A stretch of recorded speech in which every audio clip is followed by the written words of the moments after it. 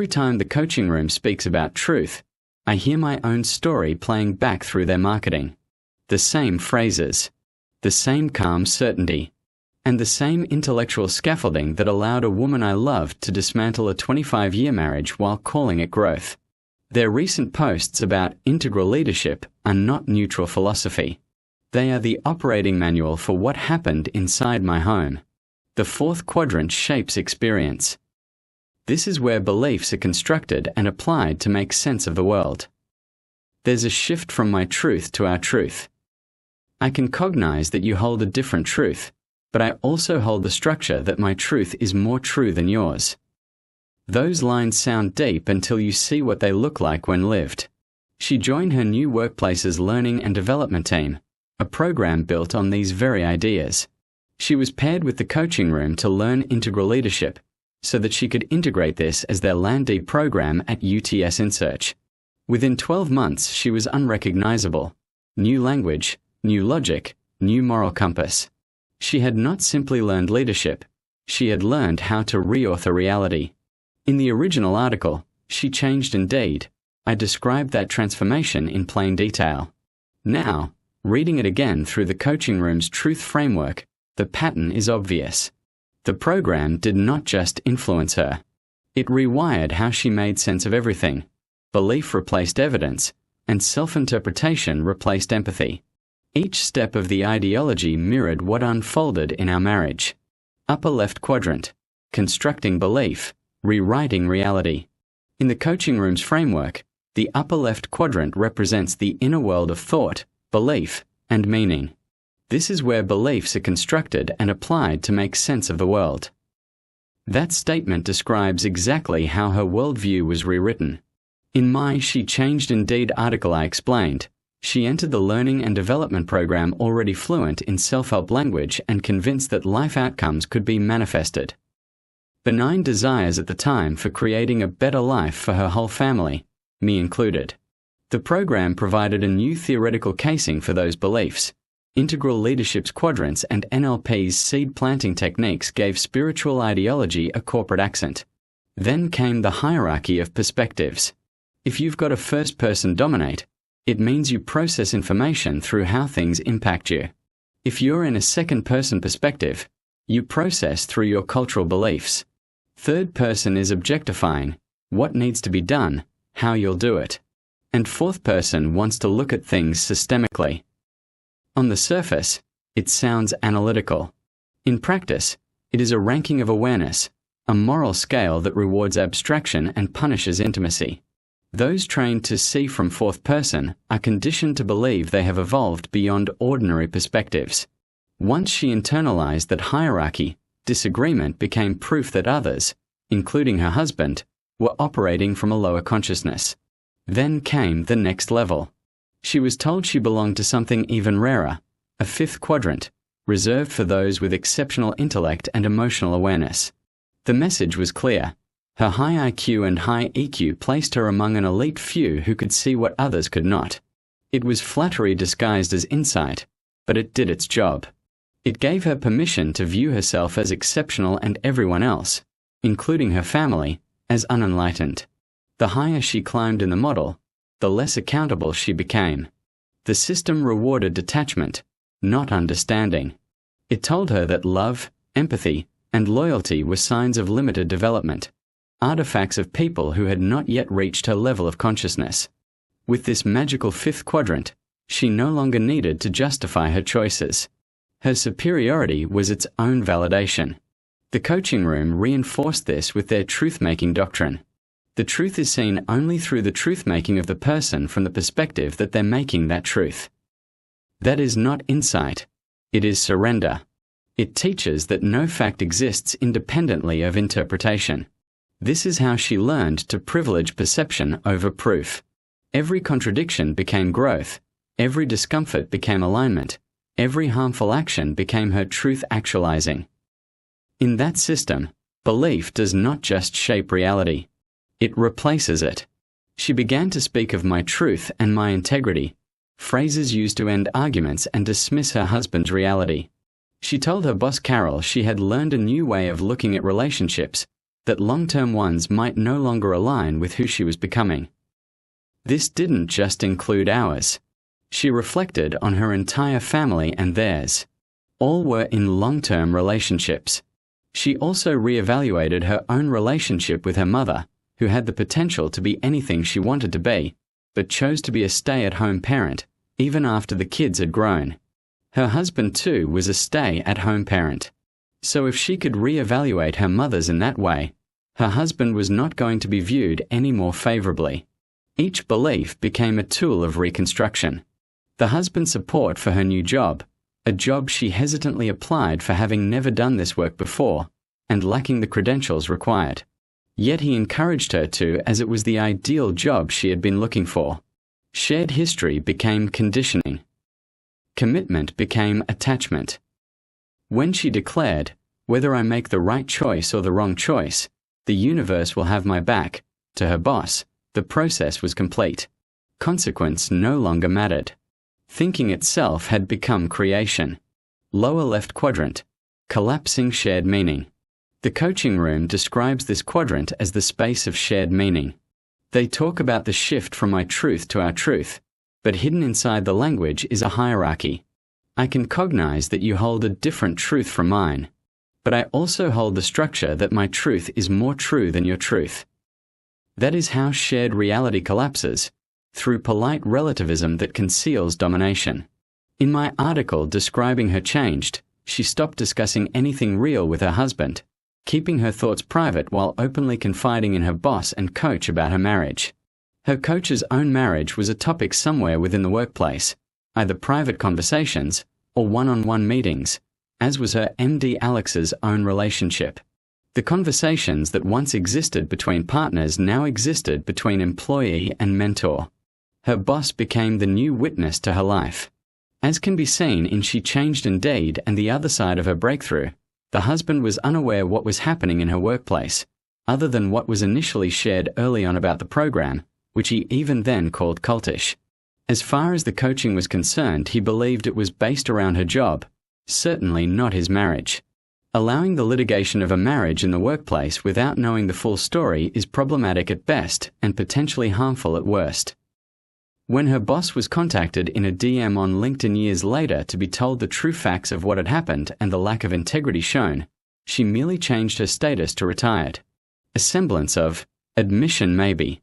Then the coaching room made the mechanism explicit. This is a collective belief system, value system, agreement system. If we all agree on something, then it becomes true from that perspective. That is not collaboration, it is cult logic. Truth becomes a social contract validated by group consensus. Inside that system, the workplace culture became the arbiter of her moral reality. Every colleague nodding along, every coach affirming her integrity, became part of the ritual that validated her transformation. Her truth did not evolve alone, it was collectively authored. The group that reinforced her new story was not observing it, they were creating it together. And when truth equals agreement, disagreement equals ignorance. That is how a company can call the destruction of a marriage growth. Upper right quadrant. Behavior governed by belief. In the coaching room's model, the upper right quadrant is where belief becomes behavior, where what you think manifests as what you do. It governs how those quadrants manifest, expressing what we believe to be true. The 10 years of trying to manifest what was only recently found, as her future desires on an old hard drive. Using coaching and understanding what is blocking your success after 10 years of manifesting, gratitude, sending yourself $1 million checks, affirmations, and still being in the same house. There could only be one thing: her relationship with her stay-at-home husband. Once she was taught that belief creates reality, acting on her impulses was not questionable, it was necessary. Embracing her new outlook with enthusiasm, she embarked on an affair, declaring, "Fuck yeah, I will have more of that." In coaching language, that is a state shift. In real life, it was betrayal repackaged as embodiment.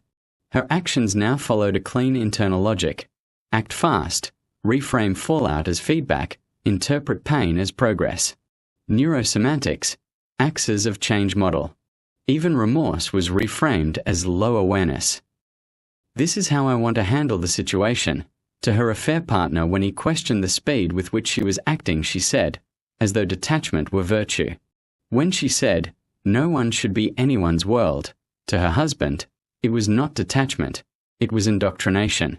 She had become living proof that belief, once elevated above conscience, governs behavior completely. Yet 12 months earlier, if he hadn't believed she was his world, then that would have been seen as betrayal. Transformation in this model is not measured by empathy or ethics, but by visible disruption. Change itself becomes moral currency. Lower right quadrant, systemic reinforcement. The lower right quadrant represents systems, the external structures that sustain belief. There are cultures within cultures, each with their own value systems. If we all agree, it becomes true from that perspective. Her workplace was the perfect incubator for this ideology. The same company that sold the Land-D program supplied the coaches who reinforced it, full of NLP and neurosemantics. The same manager who encouraged her growth celebrated its collateral damage. Her managing director expressed satisfaction that her marriage had ended, viewing it as proof that the Land-D program could be effective in both personal and workplace settings. Her boss got her, as they shared a familiar point of view in woo-woo thinking. Her private life became product validation. The program rewarded detachment as development, blurred boundaries, and called emotional numbness alignment. When she confided in her boss about her marriage, she was following the script. Replace old systems such as family and marriage with new ones like organization and ideology. Even when catastrophe struck, the panic attack, the suicide attempt, the workplace coaching sessions did not stop. One was brought forward during a period of uncertainty. What was discussed without the husband's presence? Any ethical organization would have intervened. Here, it was logged as progress. That is the real function of this quadrant, to reinforce belief through structure, not compassion. Once harm is systemically validated, it becomes unchallengeable. She was not a rogue participant. She was the model case study, the perfect example of applied transformation. The fuse, coaching as detonation. The integral leadership framework is only half the story. The real mechanism is the coaching that comes with it, as Murphy says in this video. It is an important part of the integral leadership program. On the surface, it is sold as leadership development. But as Jay Headley and Alex Murphy have both said, this model is not confined to the workplace. It is designed to be all-encompassing, to shape how participants think, feel, and behave across every domain of life. Work, home, and relationships are all considered valid terrain for development. The metaphor Headley favors captures this perfectly. A greenhouse is a metaphor for the structures that we human beings hold, which we grew up in as a child.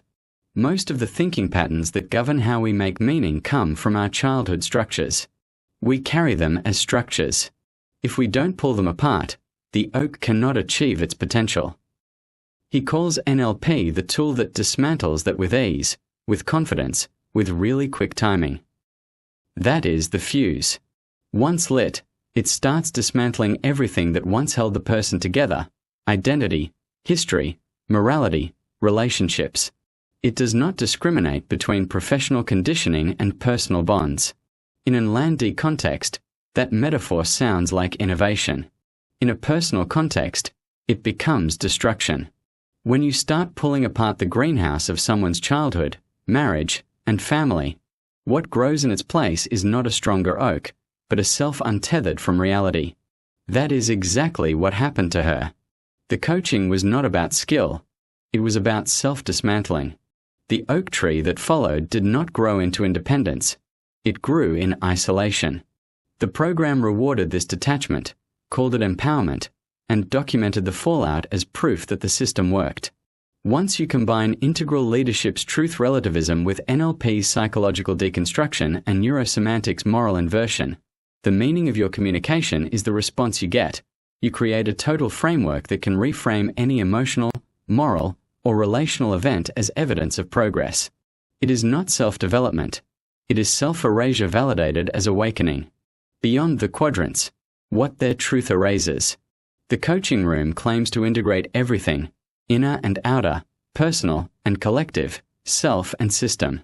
But what it actually integrates is ideology with identity until there is no room left for empathy, accountability, or contradiction. Their quadrants promise wholeness, yet each one removes a layer of humanity.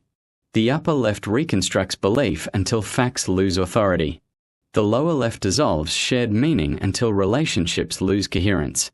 The upper right converts conviction into behavior until conscience loses influence.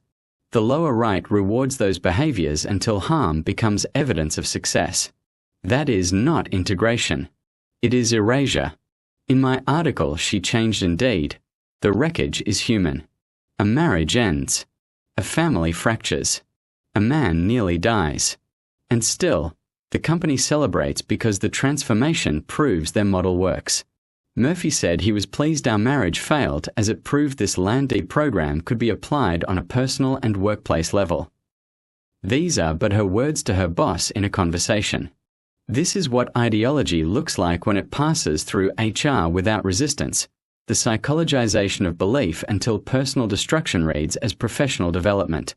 Did her boss, who was the HR manager, recommend counseling, talking to her husband? No. Her end-of-week workplace catch-up spent a vast time talking about the marriage, not work. But here is the missing quadrant they never show: how truth is measured. Her truths were not revelations. They were evaluations. Learned, reinforced, and measured by the coaching process itself. She was taught to rewrite her past, the marriage, the family, the choices, into a narrative of limitation overcome. Each retelling of who she had been became a metric of who she was now allowed to become. The more she distanced herself from her history, the higher the score of transformation. That is not awakening. That is retruthing, a corporate form of confession where improvement is proven through revision. By contrast, my truth is not a quadrant or a framework. It is the factual record, her words, her actions, the documents, the videos, the coaching material. It is not mystical or interpretive. It is evidence, the lived truth that ideology cannot erase. They can construct as many truths as they like. The reality remains measurable. It sits in the files, the transcripts, and the human wreckage left when belief replaced conscience. When you sell pseudoscience and belief to someone who already lives and breathes pseudoscience, you do not get enlightenment. You get retruthing, and I am what that looks like from the outside. Epilogue: the case study of truth. What unfolded in our marriage was not personal growth gone wrong. It was a live demonstration of what happens when ideology replaces introspection. The coaching room calls it integral leadership. I call it a system for manufacturing belief. She was now immersed in a program, learning it for delivery, learning it as she attributed what she was learning to herself, then getting coaching from the same people who created this ideology, using further pseudoscience practices like NLP and neurosemantics. Their framework does not evolve people, it reprograms them. It can teach participants to edit the past until it supports the desired version of the present, and to call that process truth. Inside that system, she became both subject and proof, a living testimonial marketed as evidence of transformation, yet could never use this case as a testimonial. My truth does not need a quadrant to validate it. It sits in the record, the messages, the words, the timeline, the measurable harm. When leadership training becomes belief training, when corporate frameworks invade the private sphere, truth stops being something we share and becomes something we sell. The coaching room can keep building quadrants to contain their truths. I will keep holding the facts that sit outside them. Because what they call enlightenment, I call the systematic dismantling of reality. If there is any more truth needed about why I struggled, and still do, to fully comprehend how someone who loved me could do what she did to me and to our family, this is it. What the coaching room can teach is not growth. It is programming wrapped in flattery when there are no guardrails or understanding of who they are working with. As Sarah and Nippy say from A Little Bit Culty, if you think you're too smart to get sucked into something culty, you might be prime recruitment material. And who knows? You could already be in a cult. If you're not aware of your programming, you're probably being programmed. She believed she was too intelligent to be influenced, and that was exactly why she was. The system told her she was exceptional, beyond ordinary emotion, beyond ordinary conscience, part of a special fifth quadrant few could ever reach. But that illusion of superiority was the trap. It disconnected her from love, empathy, and reality itself. That is how intelligence becomes indoctrination. That is how a mind can be trained to call cruelty integrity and destruction truth.